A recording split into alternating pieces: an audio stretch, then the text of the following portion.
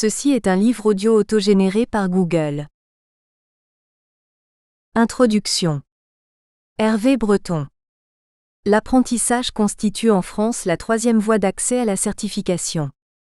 Cette voie tente de concilier deux dynamiques qui, par bien des aspects, peuvent sembler inconciliables.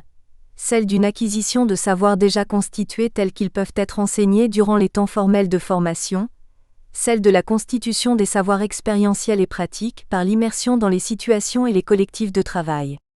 Cette voie d'accès singulière s'édifie à partir d'un principe de complémentarité entre les savoirs théoriques et les savoirs pratiques, les formes d'éducation fondées sur l'enseignement et celles qui s'initient par le compagnonnage. En mettant au centre des systèmes éducatifs le principe de l'alternance entre différents types de situations éducatives, formelles et professionnelles, la formation fait vivre aux apprentis des parcours professionnalisants qu'il s'agit de comprendre expérientiellement pour les sécuriser et les accompagner. Le présent ouvrage résulte d'une recherche-action-formation, RAF, conduite avec les formateurs responsables d'unité métier et l'équipe de direction du campus des métiers de Joué-les-Tours, en Indre-et-Loire, France. La dynamique collective à partir de laquelle la RAF s'est développée était soutenue par un objectif central: structurer des dispositifs d'accompagnement des parcours d'apprentissage qui rendent possible la reconnaissance, la formalisation et la socialisation des savoirs acquis au travail par les apprentis. La recherche-action a mobilisé près de 100 formatrices et formateurs dans un dispositif de recherche-action-formation, conduisant chacune et chacun à expérimenter différentes méthodes visant la reconnaissance de l'expérience des apprentis, la transformation des pratiques d'accompagnement, l'appropriation de techniques d'entretien centrées sur la narration du vécu au travail, l'analyse de l'activité et la conscientisation des savoirs acquis dans ces situations. Durant près de 4 années, grâce au financement octroyé dans le cadre du Fonds régional d'innovation pédagogique, FRIP, géré par le Conseil régional Centre-Val de Loire de la région, puis grâce à la volonté de soutenir la dynamique au sein du campus des métiers en associant l'équipe de recherche éducation éthique santé, EA 7505, EES, de l'Université de Tours, France, il a été proposé aux formateurs volontaires de se former aux techniques d'entretien d'explicitation, de S', appropriées des démarches de portfolio, et d'expérimenter ces approches en impliquant les apprentis, tout en étant accompagnés par l'équipe projet de la RAF. C'est à partir de cette dynamique que cet ouvrage a été constitué. Après 3 années d'expérimentation durant lesquelles différents dispositifs d'accompagnement fondés sur l'explicitation de l'expérience et la narration du vécu ont pu être mis en œuvre, formalisés et analysés collectivement, une dizaine de formatrices et de formateurs, d'ingénieurs de formation et de responsables d'unité ont accepté de s'impliquer dans un travail d'écriture afin de formaliser et de faire connaître les enjeux et apports de la RAF qu'ils ont portés et vécus. Cet ouvrage comporte 11 chapitres qui sont regroupés dans 3 parties. La première partie contient 3 textes rédigés par le coordonnateur de l'ouvrage, qui fut référent scientifique pour la conduite de la RAF durant les 4 années. Au travers de ces 3 textes, les 3 plans de la RAF sont différenciés, examinés et documentés. Le premier texte interroge sur un plan épistémologique la place de l'expérience dans l'alternance en focalisant le questionnement sur les dynamiques de formation expérientielle et de constitution des savoirs expérientiels. En examinant ce qui peut être nommé le problème difficile de l'expérience, soit le caractère tacite et silencieux des dynamiques par lesquelles des savoirs s'acquièrent, des gestes s'accomplissent avec une pertinence qui s'affirme, des stratégies d'action s'élaborent, la problématique de la recherche-action-conduite est progressivement définie. Elle peut se résumer ainsi. Les apprentissages expérientiels et donc, par extension, les processus de professionnalisation qui résultent d'une dynamique à bas bruit, ne peuvent être perçus et désignés de manière directe par le sujet qui les détient, ni par les formateurs ou tuteurs dont l'une des fonctions est d'en accompagner l'accomplissement. C'est à partir de cette problématique que la recherche-action-formation a été élaborée et mise en œuvre auprès des équipes du campus. Prenant acte des éléments mis au jour au cours du travail d'examen des aspects épistémologiques, le deuxième texte interroge les dimensions méthodologiques qui ont imprégné la logique de construction du dispositif de la RAF. L'étude qui est développée dans le texte vise à clarifier les enjeux et apports de la narration et des régimes narratifs pour la mise en mots, la reconnaissance et la socialisation des savoirs acquis de manière expérientielle dans les situations de travail. Dans ce chapitre, 3 régimes narratifs sont spécifiés: la description phénoménologique, la narration biographique, l'expression dialogique. Ces 3 régimes narratifs constituent en effet les 3 modes d'intervention déployés par les formatrices et formateurs auprès des apprentis lors des dizaines d'ateliers mis en œuvre au cours des 4 années de la RAF. Le 3e chapitre, dernier de cette première partie, intègre les éléments travaillés portant sur les dimensions épistémologiques et méthodologiques en précisant comment ces éléments ont été pris en compte lors de la structuration du dispositif de la recherche-action-formation. Ce 3e texte présente donc le dispositif de la RAF, ses rythmes, son organisation, les éléments qualitatifs produits lors des phases de bilan. Il présente également des exemples de fiches outils, qui ont été structurés et qui continuent à être utilisés dans les pratiques quotidiennes de formatrices et formateurs du campus. La 2e partie de l'ouvrage comporte 7 textes. Ces 7 chapitres ont été rédigés par les professionnels du campus impliqués dans la recherche-action, à différents niveaux. Il est possible d'en distinguer 3.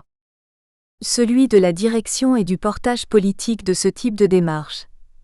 L'implication soutenue et maintenue de l'équipe de direction s'est en effet révélée déterminante et décisive, tant il est important dans le cadre d'une RAF de longue durée de pouvoir faire perdurer un cadre légitimant le principe d'expérimentation pédagogique. C'est en effet à partir de ce cadre, et du discours qu'il instaure, que les équipes de formateurs peuvent s'engager et initier des actions pédagogiques innovantes dont la pertinence et le destin restent incertains au moment où celles-ci sont conçues et mises en œuvre. Celui du pilotage de la recherche-action. Ce niveau relève de la conduite longitudinale de l'action, de la coordination des équipes et des moyens, de l'accompagnement lors des phases de conception, de mise en œuvre et de bilan des expérimentations. L'activité relève pour ce niveau d'un travail de régulation et d'accompagnement relatif à la mise en œuvre de l'action, tout en maintenant le souci de garder trace des procédés, modes opératoires, questions, résistance ou levier générés par la RAF, autant d'éléments qui doivent être pensés et pris en compte pour que la recherche-action soit comprise au sein des équipes pédagogiques, mais également auprès des apprentis dans la durée. Celui des expérimentations concrètes, par l'alternance entre les sessions de formation proposées aux formatrices, formateurs et médiateurs, dont l'objet fut de favoriser l'acquisition de repères théoriques et méthodologiques des pratiques d'intervention via la narration, les moments d'expérimentation dans les classes auprès des apprentis, et les moments de régulation collective dont l'enjeu était de faire le point et d'examiner les apports et effets observables résultant de la RAF au sein du campus. Le premier texte de cette 2e partie est proposé par Sandrine Sèvres, alors responsable de la mise en œuvre de la RAF au sein du campus. Elle fut la coordinatrice de l'ensemble de la RAF, coordonnant notamment les différents niveaux et acteurs précédemment décrits: le référent scientifique, l'équipe de direction, les responsables d'unité, les formatrices et formateurs, le service de médiation. Ce travail de coordination est résidué dans ce 4e chapitre selon une perspective socio-historique conjuguant 3 plans. L'histoire de l'alternance en France, les phases successives des recherches-actions mises en œuvre au campus, la temporalité de la recherche-action-formation dont il est question dans cet ouvrage. Un focus est ensuite proposé dans le texte pour penser la spécificité des processus de professionnalisation, générés par l'implication des équipes dans des dispositifs de recherche-action-formation. Le texte suivant est rédigé à 4 mains, plus précisément par 4 responsables d'unités métiers impliqués dans la RAF lorsque celle-ci a été mise en œuvre. Coécrit par Rui de Souza, Isabelle Dufour, Sophie Lecomte et Stéphanie Villers, ce chapitre permet ainsi de comprendre comment chacune des expérimentations a pu être mise en œuvre au sein des filières regroupant différents métiers au campus: métiers d'art et du cuir, mécanique automoto, métiers de bouche, service à la personne, management, commerce, services et logistique, beauté et bien-être. Il permet également de comprendre la logique des dispositifs d'accompagnement qui sont proposés au campus, et ainsi d'appréhender les processus de transformation générés à l'échelle de ces dispositifs par la RAF. Le 6e chapitre est rédigé par Edith Rotin, professeure en mathématiques et sciences au campus des métiers. En interrogeant le métier de l'apprenti, l'auteur cherche à comprendre les dynamiques d'apprentissage du point de vue des apprentis, pour ensuite interroger les effets générés par les pratiques narratives incluses dans la RAF sur les dynamiques de professionnalisation des apprentis. En focalisant sur la notion de métier, sur les règles qui le régissent et sur les activités qu'il incarne, les processus d'explicitation du vécu et les transformations de posture qui en résultent pour les formateurs sont examinés, caractérisés et thématisés.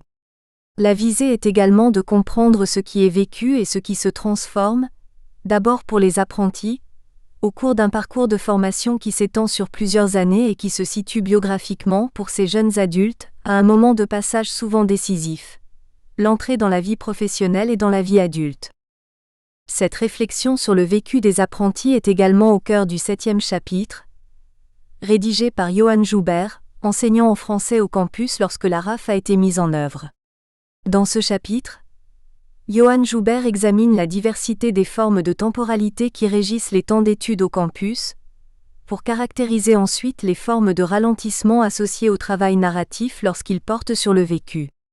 Le facteur temporel apparaît central dans ce texte pour comprendre à la fois les effets de compression et de décélération du temps sur les processus d'apprentissage, et pour montrer que l'activité narrative se concrétise par des formes de relâchement qui se concrétisent expérientiellement par une redéfinition des horizons temporels pour les apprentis et les formateurs. Sont ainsi réfléchis les processus qui concourent au processus de décélération au cours des interactions, et des processus de conscientisation qui sont ainsi favorisés. Le 8e chapitre, de Damien Redouin, formateur en français et histoire au campus, présente de manière concrète et détaillée les ateliers mis en œuvre auprès des apprentis à partir des techniques de l'explicitation de l'agir et de la description de l'activité. Sont ainsi présentées, à partir de la narration du parcours de l'auteur, les caractéristiques de cette approche fondée par Pierre Vermersch à partir des années 1985 à 1990. Les procédés et effets générés par l'explicitation de l'expérience sont ensuite examinés dans différents contextes, au cours de sessions impliquant des apprentis au campus. La démarche conduite permet ainsi d'appréhender concrètement la pratique de l'auteur, qui mobilise les techniques de l'explicitation en contexte d'alternance, puis d'en examiner les effets de formation et de formalisation des acquis auprès des apprentis. Le texte suivant est rédigé à deux mains. La première auteure, Myriam Cochin, est formatrice en histoire, géographie et français, et le deuxième auteur, Romain Rizzo, est formateur en boulangerie. Dans ce 9e chapitre, ce sont les processus de mise en dialogue de l'expérience vécue par les apprentis lors de la visite d'entreprise qui sont examinés. En procédant méthodiquement à l'identification des fonctions et responsabilités de chacun des acteurs, formateurs, tuteurs, apprentis, puis en étudiant les processus dialectiques qui circulent lors de ce moment particulier durant lequel les points de vue sont exprimés et cherchent à s'accorder, les deux auteurs permettent d'appréhender concrètement les situations interfaces caractéristiques de l'alternance pour l'accompagnement des parcours d'apprentissage. Le 10e chapitre, dernier de cette deuxième partie, est rédigé par Vanessa Aldrin, médiatrice au campus des métiers. Elle étudie dans ce texte les effets de la mise en œuvre du dispositif de médiation au campus, les conditions et critères pour son installation, les niveaux de complémentarité observables avec les ateliers proposés dans le cadre de la recherche-action. La présentation de plusieurs témoignages d'apprentis et de formateurs engage vers une réflexion sur les apports respectifs des processus de mise en dialogue du vécu, dans des situations perçues par les apprentis comme déstabilisantes, parfois au point de remettre en question l'engagement de l'apprenti dans sa formation et d'interrompre le contrat d'apprentissage. L'ensemble des textes de la deuxième partie de l'ouvrage sont donc rédigés par des professionnels du campus des métiers de Joué-les-Tours. Ils se sont pour cela impliqués de manière durable et intense dans la recherche-action-formation, ont conçu et animé des expérimentations, collecté des données, participé à des sessions d'écriture collective, vécu le temps long de la collecte des textes, de la relecture, de la mise en forme qui permet d'avancer graduellement vers la publication. C'est grâce à ce travail que la démarche de la RAF, ses procédés, ses enjeux et ses effets ont pu être formalisés, ce qui permet aux lectrices et lecteurs de cet ouvrage d'en prendre connaissance, et d'appréhender la singularité d'une démarche collective dont les évolutions ont été pensées au gré chaque année, des dynamiques et perspectives à l'œuvre. La troisième partie de l'ouvrage cherche ensuite à resituer les enjeux de l'alternance et des pratiques narratives dans ces contextes, dans une perspective interdisciplinaire et internationale, à partir du texte rédigé par Desi Moreira Cunha, professeur en sciences de l'éducation à l'Université fédérale de Minas Gerais, à Belo Horizonte au Brésil. En interrogeant les types de rapports au savoir convoqués dans l'alternance à partir des courants de l'analyse du travail et de l'ergologie, et en resituant les pédagogies de l'alternance dans les contextes de l'éducation rurale au Brésil, les enjeux sociétaux des principes éducatifs et scientifiques portés par la RAF sont resitués à l'échelle anthropologique et sociétale. La question du travail, des savoirs qui s'y constituent et de leur mode de circulation, des dispositifs qui en permettent la reconnaissance rendant nécessaire l'invention de méthodologies narratives et dialogiques, devient politique. Elle réinterroge la hiérarchie des normes et les pouvoirs qui sont associés à la stratification des savoirs, dont les typologies structurent les référentiels de certification et impactent les ingénieries de formation. Le lecteur trouvera donc ainsi, au gré des différents chapitres qui composent cet ouvrage, un ensemble de textes permettant, selon différents plans, contextes et aspects, d'appréhender les processus de mise en œuvre d'une recherche-action-formation fondée sur les pratiques narratives dans les contextes de l'alternance au sein d'un campus des métiers. Au travers de cette RAF, par la découverte du point de vue et des actions des acteurs qui s'y sont impliqués, ce qui est pensé interroge plus largement une conception des pratiques de formation dans les dispositifs d'accompagnement des parcours d'apprentissage. L'ouvrage s'adresse donc aux formateurs de l'alternance, mais également aux entreprises et aux décideurs, qui constateront toute la vitalité et le potentiel d'initiative qui circulent dans les centres de formation des apprentis. Il intéressera également les chercheurs concernés par les démarches de recherche-action qui génèrent des connaissances résultant de dynamiques participatives et collaboratives, à la croisée des domaines scientifiques et du sociopolitique.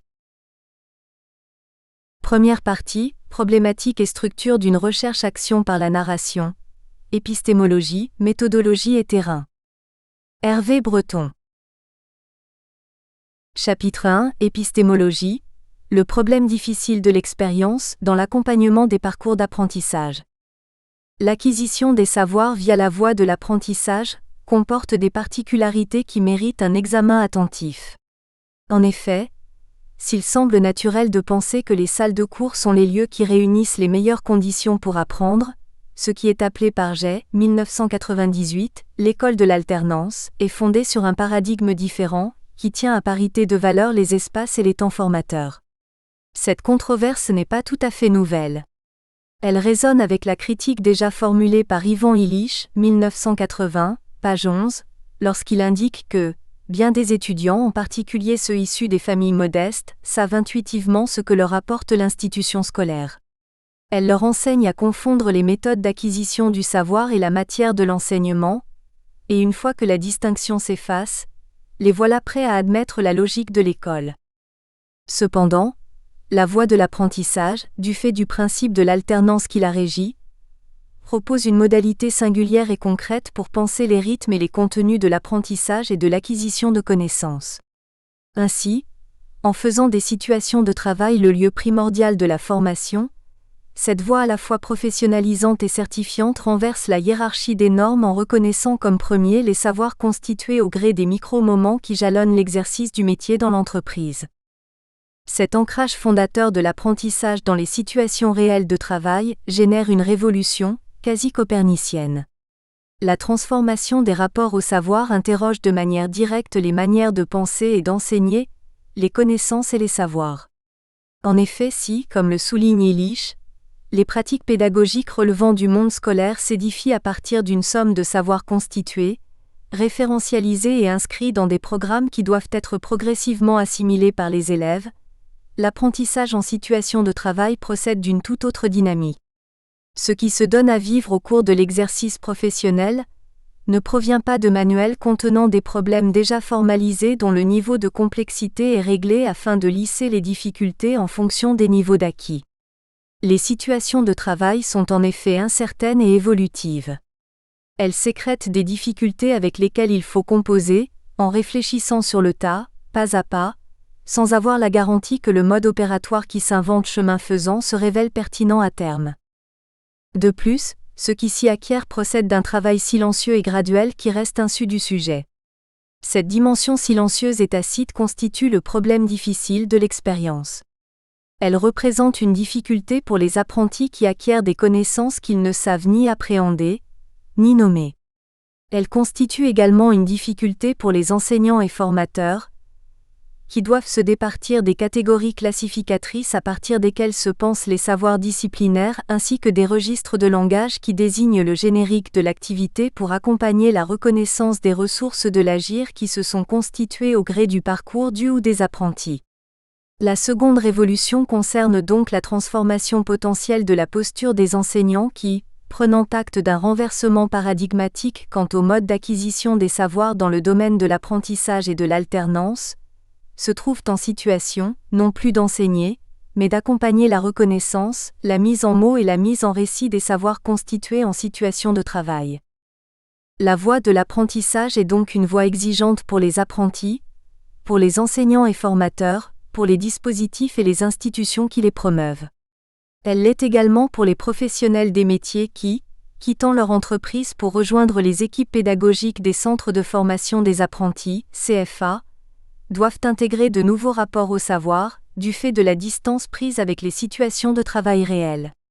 Il convient donc à la fois de définir la singularité des processus par lesquels se constitue une pratique, des gestes s'intègrent, des manières de penser et d'agir s'incorporent graduellement pour progressivement produire une métamorphose qui signe l'entrée dans la culture du métier auquel l'apprenti aspire. Accompagner ces processus suppose de reconnaître l'expérience comme sol à partir duquel les connaissances peuvent s'édifier et l'histoire d'un sujet, l'apprenti qui est un professionnel en devenir. Il doit pour cela forger son style, intégrer des collectifs de travail, intégrer des règles de métier, se sentir appartenir à un collectif. La recherche-action dont il est question dans cet ouvrage s'est construite en prenant acte des caractéristiques singulières de cette voie de formation et de qualification. Les articles qui le composent s'intéressent tous à l'un des aspects des paradigmes de l'apprentissage et de la formation expérientielle à partir desquels est fondée la voie de l'apprentissage et de l'alternance. Ainsi, afin de préciser les enjeux épistémologiques et méthodologiques de ce qui fut mis en œuvre dans le cadre de la recherche action-formation au campus des métiers, nous proposons d'examiner 3 plans qui vont ainsi faire l'objet d'une réflexion approfondie. Le problème difficile des savoirs expérientiels, 1. Les pratiques d'accompagnement intégrant les approches narratives pour sécuriser les parcours, 2. Les dispositifs de professionnalisation des pratiques d'accompagnement des parcours des apostrophes. Apprentissage dans les campus des métiers et centres de formation par alternance, 3. Le problème difficile des savoirs expérientiels. L'adjectif expérientiel connaît, comme le remarque Lochard 2007, page 79, avec un peu d'emphase, une ample diffusion dans le domaine des sciences sociales, et plus particulièrement des sciences de l'éducation et de la formation, notamment à partir des notions relatives à la formation expérientielle, Pinault 1991, aux apprentissages expérientiels, Balleux 2000, Courtois 1989, aux acquis et savoirs expérientiels, Lochard 2007, Jouet et al. 2010 Breton 2017. Lochard source la première apparition du terme expérientiel dans la littérature des sciences humaines et sociales francophones, dans un ouvrage de R. Dellin, ouvrage intitulé La politique de l'expérience, paru en 1967 et réédité en 1969 puis en 1980. Le terme apparaît de la manière suivante dans l'édition de 1980. Je n'énumérerai pas ici les nombreuses variantes pratiques de la psychothérapie longue ou brève, intensive, expérientielle, dirigée ou non. Malderieux, 2010, dans un article éclairant intitulé Le pragmatisme et les variétés de l'expérience, différencie l'expérientiel de l'empirique, de l'empiriste et de l'expérimental. En différenciant les conceptions opposées des approches empiriques et empiristes, la première appréhendant les connaissances résultant des expériences passées, la seconde insistant sur le caractère sensible et singulier de toute expérience vécue, puis en situant à partir des travaux de Dewey, le pragmatisme comme un empirisme supérieur, Malderieux, 2010 page 117, le principe d'expérimentation apparaît central pour penser la dynamique de formation par L'. Expérience, pour Dewey, il faut même aller plus loin, il n'y a expérience que lorsque ce qui est reçu comme la conséquence de ses propres actions, Malderieux, 2010 page 120. Du point de vue du pragmatisme américain, Le rapport entre compréhension et action est inscrit dans une maxime, proposée notamment par Peirce. Considérer quels sont les effets pratiques que nous pensons pouvoir être produits par l'objet de notre conception. La conception de tous ces effets est la conception complète de l'objet. Peirce, 1931-1935. Selon cette perspective, l'apprentissage expérientiel est synonyme d'élargissement des possibilités d'action. En faisant des savoirs une ressource de l'action, ou plus précisément une transformation qualitative de la conduite de l'action elle-même, la perspective pragmatiste s'écarte d'une conception substantielle des savoirs. Il reste cependant à penser de plus près ce qui relève de la compréhension, dont les effets peuvent être le fait à la fois d'une transformation qualitative des manières d'agir, mais également d'une élucidation des dynamiques de donation de l'expérience. L'enjeu ici est de s'intéresser à ce qui est expériencié, Malderieux, 2012, soit aux structures de perception, à la dynamique des représentations, au mode de constitution des modes d'existence, Latour, 2012. Les savoirs expérientiels sont alors situés à l'interface des perspectives pragmatistes et herméneutiques, cette situation apparaissant pourtant presque impossible à tenir, Fabre, 1994. Il est cependant possible de penser que l'examen des effets vécus du fait de la configuration des situations de travail éprouvées génère des formes de compréhension qui influent sur les modes d'action. Cette différenciation en 3 niveaux, donation du vécu 1, élucidation et compréhension 2, transformation des modes d'action 3, permet ainsi d'interroger les pratiques d'accompagnement dont la visée est de travailler avec l'expérience des apprentis. Les questions advenant sont par exemple les suivantes. Quels sont les niveaux de l'expérience pertinents à mettre en mots ? Faut-il s'intéresser aux dynamiques de constitution des savoirs expérientiels, ou au contenu constitué ? Quelles sont les techniques à privilégier pour chaque niveau d'exploration du vécu ? Ce sont ces questions, entre autres, qui ont été examinées au cours de la recherche-action-formation au campus des métiers de Joué-les-Tours. Savoir expérientiel et régime d'activité. La promulgation de la loi du 17 janvier 2002, loi dite de modernisation sociale, officialise en France la parité des savoirs pratiques et des savoirs académiques. Elle a contribué à modifier la hiérarchie des normes en reconnaissant dans le texte que les lieux d'acquisition de savoir et d'apprentissage, permettant d'accéder à la certification étaient pluriels. Elle a également rendu impérieuse la nécessité de structurer des dispositifs de validation de ces savoirs acquis hors les murs, soit de penser les parcours qui rendent possible le passage de l'expérientiel au formel. Cette opération relativement simple à formuler recèle des niveaux de complexité qui, par bien des aspects, pourraient bien avoir été sous-estimés. En effet, évaluer des savoirs acquis par l'expérience dans le cadre d'un parcours de validation suppose, en premier lieu, de disposer d'une définition, donc d'une théorie sur les savoirs expérientiels.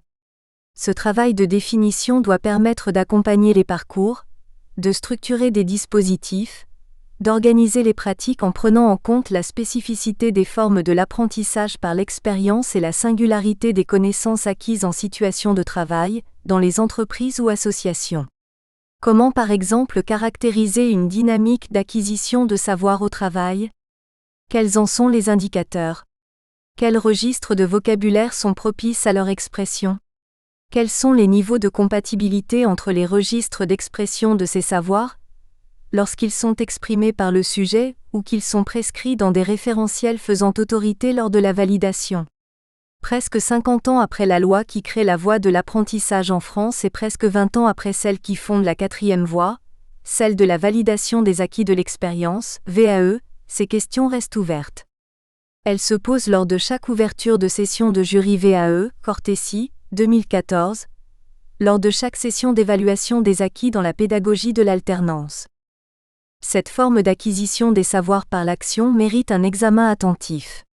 Elle est en effet fondée sur des lois que Bilter nomme lois d'intégration, dont la dynamique procède de l'incorporation des gestes. Le geste fournit un paradigme, celui de l'intégration. Il naît d'un processus que j'appellerais le travail d'intégration, et se développe ensuite par une intégration de plus en plus complète de l'activité. Le basculement est l'un de ces moments de progression. Bilter 2012, page 18. Le paradigme de l'intégration pensé par Bilter permet d'appréhender concrètement le problème difficile que constituent les savoirs expérientiels. L'intégration d'un geste procède en effet d'un mouvement par lequel, graduellement, silencieusement, une spontanéité advient au cours de son effectuation, celle-ci procédant selon la théorie des régimes d'activité développée par Bilter, 2015, d'une forme d'oubli de soi, de mise en suspens du volontaire, Ricoeur, 1952-2009. Ce paradigme de l'intégration, de l'incorporation et de la spontanéité est énigmatique. Chercher à l'appréhender conduit notamment à entrer dans le champ des controverses sur la place et la force de l'habitude. Romano, 2011, dans l'agir, dans les pratiques et dans les dynamiques d'apprentissage. Ainsi, à l'opposé d'une tendance à la répétition qui procéderait d'un mouvement sclérosant et mortifère, les lois de l'intégration dont fait état Bilter procèdent du déploiement d'une force et d'une capacité à agir de manière ajustée, permettant ainsi au sujet de travailler en produisant plus d'effets avec moins d'efforts. Cette dynamique qui signe l'accroissement des capacités professionnelles s'incarne dans le corps, par l'exercice quotidien d'une pratique. Elle s'actualise par la transformation qualitative de la conduite de l'action qui, graduellement, apprend à se déployer au gré, en s'ajustant aux données concrètes des situations de travail rencontrées. La transformation qualitative des manières de penser, de voir et d'agir en situation qui résulte de l'intégration constitue, voire caractérise, ce qu'est un apprentissage en situation de travail. Apprendre dans et par le travail, c'est en effet développer une familiarité avec les contextes professionnels afin d'appréhender et de comprendre de manière quasi pré-réflexive ce que la situation nécessite, et les manières adéquates de répondre aux forces qui s'imposent à l'agir en cours de situation. La puissance de l'intégration est ici résumée. Elle permet de déployer une entente tacite dans les contextes d'exercice du métier, d'agir en réciprocité avec les tendances et propensions qui circulent dans les situations de travail, de se synchroniser avec les rythmes d'évolution qui caractérisent le réel du travail. Paradoxalement, les difficultés pour nommer les savoirs de l'expérience commencent à partir du moment où le processus d'intégration s'amorce. Le problème difficile des savoirs expérientiels résulte en effet du processus d'incorporation qui procède d'un paradoxe. Le développement d'une capacité d'action s'accompagne d'une dégradation de la capacité à dire et décrire les procédés par lesquels cette action est effectivement déployée. L'incorporation des savoirs génère une puissance, celle de la capacité à percevoir de manière sensible les manières d'agir adéquates en synchronicité et en réciprocité avec les dynamiques situationnelles. Cette puissance se manifeste alors par une capacité à agir au gré, de manière ajustée, en fonction de ce que Bilter nomme le nécessaire de la situation, qui ne peut être perçu que lorsque le volontaire se dissout. Ainsi, lorsque le professionnel s'oublie dans la situation, lorsqu'il laisse le corps s'ajuster au gré en fonction des lieux, des dynamiques et des ambiances, des formes d'interaction in situ. Cette problématique est très concrète pour les apprentis qui se forment d'abord dans les situations de travail, en exerçant quotidiennement des gestes, en produisant des actes professionnels parce que la situation les rend nécessaires. Ainsi, si, lors de l'entrée dans le métier, les gestes devaient être appris sans que la nécessité de leur réalisation ne soit complètement manifeste avec le temps et la pratique, la question n'est plus posée. La situation appelle un type d'action, une manière de faire, une forme d'agir. Cette forme de CO-dépendance entre les situations vécues et les savoirs qui s'en trouvent sollicités peut ici interroger le lieu ou la place des savoirs expérientiels et ou professionnels. Sont-ils, par exemple, une ressource détenue par l'apprenti pour agir dans les situations? Ou à l'inverse, est-ce la situation qui détient le pouvoir de générer des types de gestes qui doivent être découverts par l'apprenti?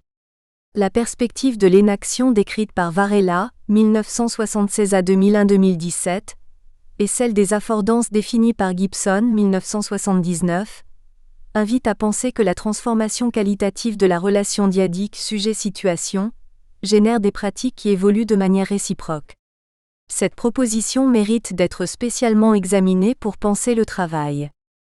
L'énigme des savoirs en première personne.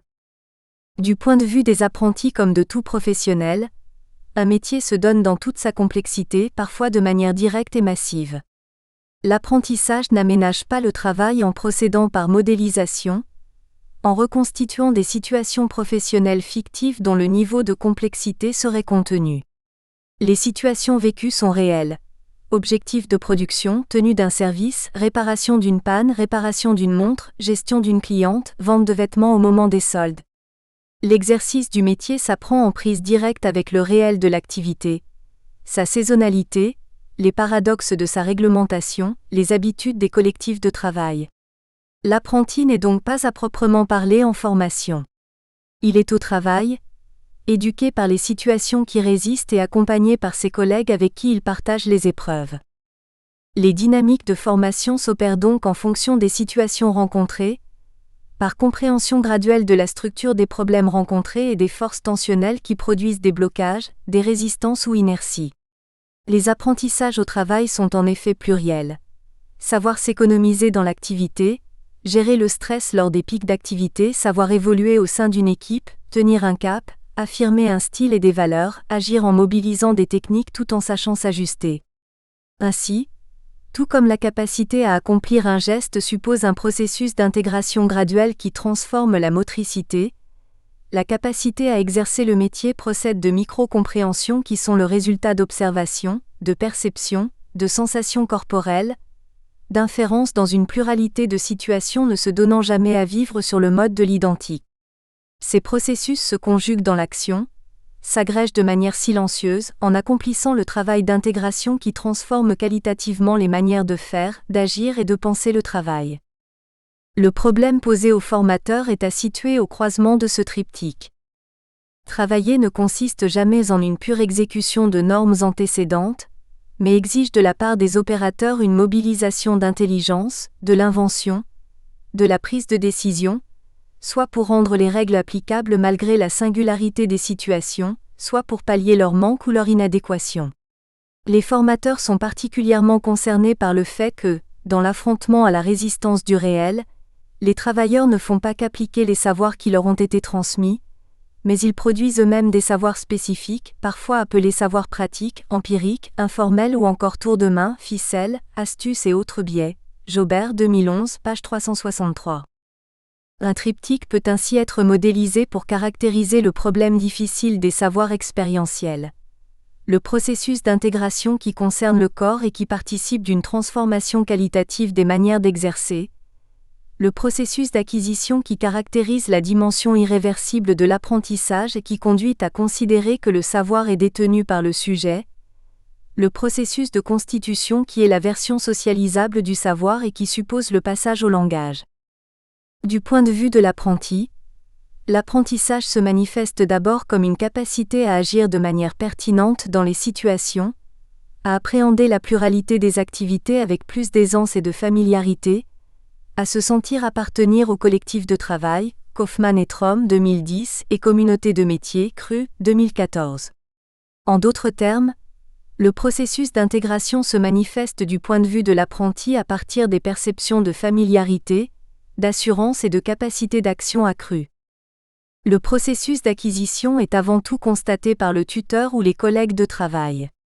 Il est la réciproque du processus d'intégration, constatable par autrui à partir de l'observation des gestes, des raisonnements, des formes d'agir et des affordances qui en contexte se déploient en manifestant leur performance.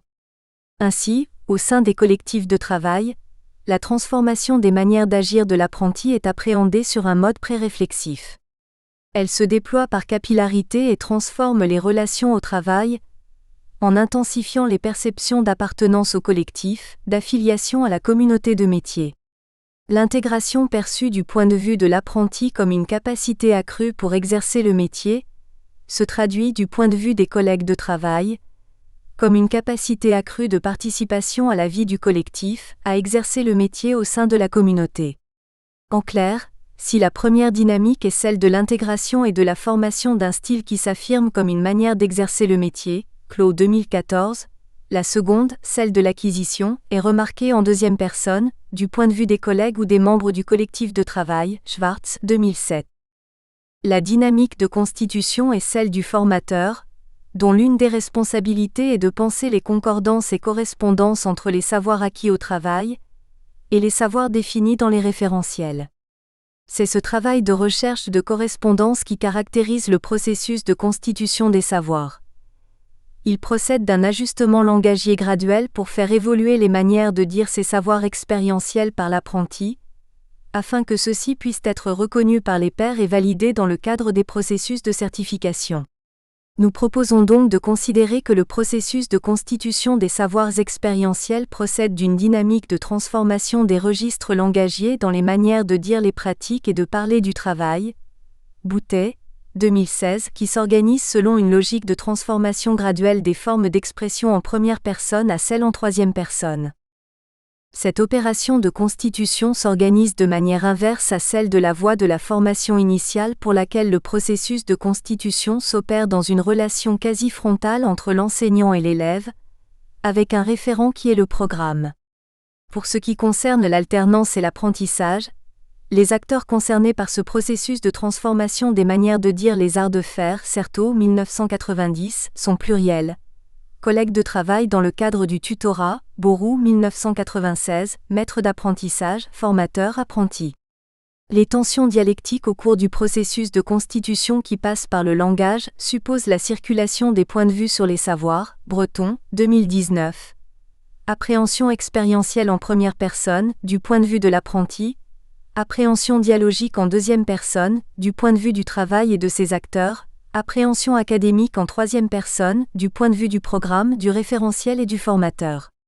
Ainsi, les ingénieries de formation et de l'accompagnement qui concernent la voie de l'apprentissage sont à penser à partir de ces tensions dialectiques entre dynamique d'intégration, processus d'acquisition, logique de constitution. Processus dialectique au cours de la mise en mots des savoirs acquis au travail. La mise au jour des processus qui participent de l'énigme du travail, Jobert, 2011, est de première importance pour appréhender et comprendre la singularité de la voie de l'apprentissage. Cette troisième voie d'accès à la certification est celle qui s'approche, au plus près du travail, pour penser les processus d'intégration des savoirs. En faisant de l'entreprise, de l'atelier, de la boutique ou du chantier le lieu principal de l'intégration des savoirs, la loi convoque dans les situations éducatives des acteurs qui d'ordinaire, du point de vue de la formation initiale, en sont soigneusement exclus, les clients, les collègues, les responsables de l'entreprise. Cette approche de l'apprentissage qui priorise l'immersion dans les situations de travail réel interroge par contraste le pli scolaire qui tend à se distancier du circonstanciel et du conjoncturel. Illich, 1980, à isoler les savoirs et ainsi les mettre en correspondance avec les règles prescrites censées régir le travail lorsqu'il est pensé de manière formelle. Ainsi, si par contraste le modèle scolaire semble promouvoir un mouvement s'amorçant à partir de savoirs constitués, les savoirs des programmes et des référentiels de certification, pour s'approcher prudemment vers les savoirs tels qu'ils sont pensés, appréhendés et vécus dans les collectifs de travail, la voie de l'apprentissage procède à l'inverse. L'immersion première dans les situations de travail active les processus d'intégration par lesquels les capacités s'actualisent et la familiarité avec les règles de métier s'acquiert. Ces processus d'intégration, difficiles à formaliser et à modéliser du fait de leur dimension microprocessuelle, sont admirablement mis en mots dans différents passages de l'ouvrage de Bilter, 2015. L'énigme du travail s'y trouve pensée et décrite à partir de deux notions, la simple technique et le fonctionnement des choses. « C'est admirable », s'exclama le prince. « Je n'aurais jamais imaginé pareille technique. » Le cuisinier posa son couteau et répondit : « Ce qui intéresse votre serviteur, c'est le fonctionnement des choses, non la simple technique. Quand j'ai commencé à pratiquer mon métier, je voyais tout le bœuf devant moi. 3 ans plus tard, je n'en voyais plus que des parties. Aujourd'hui, je le trouve par l'esprit sans plus le voir de mes yeux. Mes sens n'interviennent plus, mon esprit agit comme il l'entend et suit de lui-même les linéaments du bœuf. Lorsque ma lame tranche et disjoint, elle suit les failles et les fentes qui s'offrent à elle. Elle ne touche ni les veines ni les tendons, ni l'enveloppe des os même. Quand je rencontre une articulation, je repère le point difficile, je le fixe du regard et agissant avec une prudence extrême, lentement je découpe. Sous l'action délicate de la lame, les parties se séparent avec un houx léger comme celui d'un peu de terre que l'on pose sur le sol. Mon couteau à la main, je regarde autour de moi, amusé et satisfait, et après avoir nettoyé la lame, je le remets dans le fourreau. Bilter, 2012. page 16, citant un passage du Chuang-Tzu, une philosophe taoïste, Bibliothèque de la Pléiade, édition Gallimard, 1999-1980, page 105 à 106. Le passage proposé par Bilter permet d'appréhender les caractéristiques du processus d'intégration. La temporalité. Il faut 3 années au cuisinier pour accéder à la vision des parties du bœuf et se détacher de l'appréhension, en masse et sans relief. Le nombre d'années de pratique nécessaires pour appréhender par l'esprit, les gestes essentiels pour agir au plus près du réel de ce que la situation requiert n'est pas précisé. La transformation qualitative des manières de procéder, caractérisée notamment par le développement d'une spontanéité résultant de l'incorporation des gestes, Merleau-Ponty, 1976, qui produit un changement de régime d'activité. Ce processus d'intégration se déroule dans le temps. Il serait possible d'en retracer l'histoire, dont les événements saillants sont enfouis au sein des innombrables moments de pratique. Parmi ceux-ci, il est possible que certains se détachent du cours des événements vécus, qu'ils se constituent en moments témoins du processus d'intégration. Ainsi, résidués dans les parcours de l'alternance, pour qui s'intéresse à la formalisation des savoirs acquis par le travail, au cours de l'expérience, une méthodologie est nécessaire pour historiciser le processus par lequel le sujet, ici l'apprenti, oublie la technique pour devenir attentif au fonctionnement des choses. Ce passage, qui résulte d'une défixation, Julien 2013, préoccupé par la technique et régi par le souci de bien faire, s'opère en effet graduellement de manière silencieuse. La mise en mots de ces micro-processus est presque hors de portée du sujet qui les a vécus. De même, les ressources de l'action qui s'y sont constituées restent inaperçues en tant que savoir acquis et constitué. Ce qui peut être perçu et conçu, c'est la capacité apte à se manifester dans les situations concrètes dans lesquelles l'apprenti et ou le professionnel peuvent s'engager. Ainsi, le style du texte proposé dans l'extrait issu de l'ouvrage de Bilter caractérise également l'impression de mystère de tout récit de pratique lorsqu'il est produit en première personne, de Prat 2014.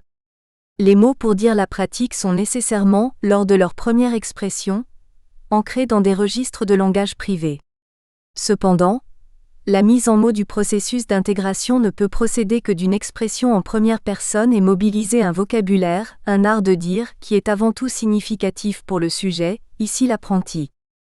Accompagner l'expression de l'expérience pour en reconnaître les acquis. Apprenti, maître d'apprentissage, tuteur, formateur, collègue, père. La recherche-action-formation, RAF, conduit au campus à chercher à articuler les 3 dynamiques précédemment décrites.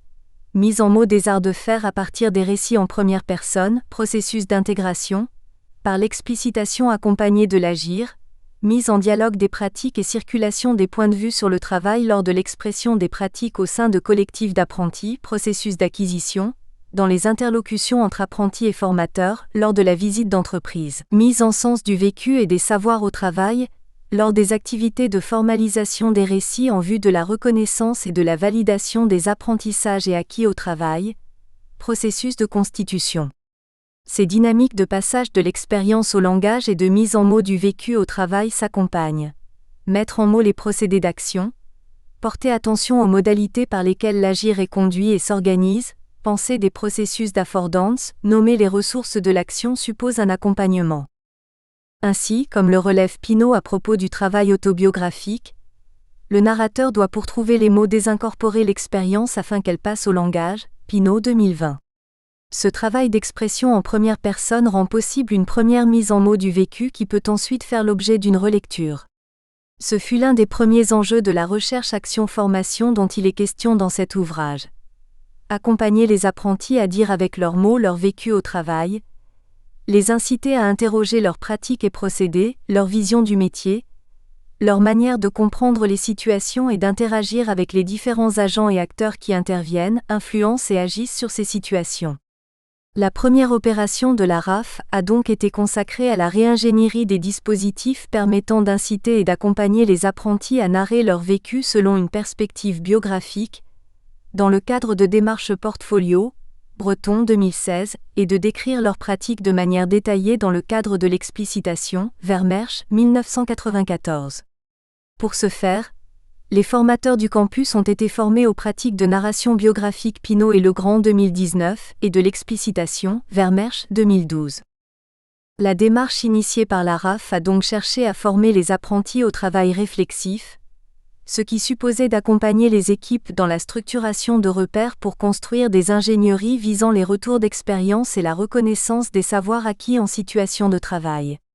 Pour les formateurs comme pour les apprentis, le premier des enjeux a été de s'exercer à interroger les pratiques en situation, dire leur vécu au travail, décrire les procédés mobilisés dans des situations de travail singulières et situées, formaliser leur savoir en faisant l'histoire de leur parcours de formation. Différentes modalités narratives ont donc été expérimentées. Description de l'agir, narration biographique du parcours, Breton 2020, mise en dialogue des pratiques et socialisation des savoirs expérientiels, Breton et Morera-Cunha 2019. Que ce soit entre pairs, au sein des collectifs de travail, avec les collègues ou avec le maître d'apprentissage, les échanges et la circulation de la parole traversent l'ensemble des situations de travail. De fait, l'apprenti qui sollicite les professionnels pour comprendre certaines situations ou délibérer sur les différentes manières d'agir et de procéder engage les collectifs de travail dans une activité dialogique qui porte précisément sur les pratiques et les règles de métier. Cru, 2014. Il faut cependant, pour cela, qu'une attention conjointe se porte sur les procédés et que des espaces interlocutifs s'ouvrent, de Noyel 2008, afin d'appréhender l'agir, les modes opératoires et leurs ressources associées. Il est ainsi possible de considérer que l'activité dialogique participe, dans les situations de travail, à la reconnaissance des processus d'acquisition de savoir, ces mises en mots relevant d'une forme d'expression en deuxième personne, car supposant des transactions langagières entre registres d'expression en première personne et mise en dialogue au sein des collectifs de travail. Si la mise en mots des processus d'intégration procède d'une dialectique intralocutive qui participe de l'identité narrative, Ricoeur, 1990, cette première se trouve consolidée par la mise en dialogue du vécu et la relecture des récits avec les pairs, d'autres apprentis, les professionnels du métier, les tuteurs et formateurs. Le processus de constitution des savoirs suppose, dans une formation certifiante, de confronter la manière d'appréhender, de penser et de dire les savoirs expérientiels avec les formes instituées qui figurent dans les référentiels à partir de catégories établies. Activité, compétences, certification. Ainsi, la RAF conduit au campus à appréhender ces trois dimensions. La mise en mots du vécu au cours d'ateliers narratifs avec les apprentis, l'accompagnement des processus de mise en dialogue du travail entre l'apprenti, le maître d'apprentissage et le tuteur, l'accompagnement des formateurs afin qu'ils fassent place, dans leurs cours, à des temps d'expression du vécu pour la recherche de correspondance et de complémentarité avec les savoirs formels. Professionnaliser les équipes pédagogiques par la recherche-action. La recherche-action dont il est question dans cet ouvrage vise donc à développer à l'échelle de l'établissement une culture de l'accompagnement à la narration du vécu. Ouverture d'espace pour l'expression du vécu au travail des apprentis, instrumentation des pratiques des formateurs et des tuteurs dans le cadre de l'accompagnement à la description et à la narration, structuration des dispositifs et modification des emplois du temps ouvrant des espaces pour l'expression en première personne, évolution des modes de concertation et des apostrophes, association des tuteurs et maîtres d'apprentissage pour l'accompagnement des parcours d'apprentissage. Nous espérons que vous avez apprécié cet aperçu. Pour continuer à écouter ce livre audio sur Google Play Livres, utilisez le lien dans la description de la vidéo.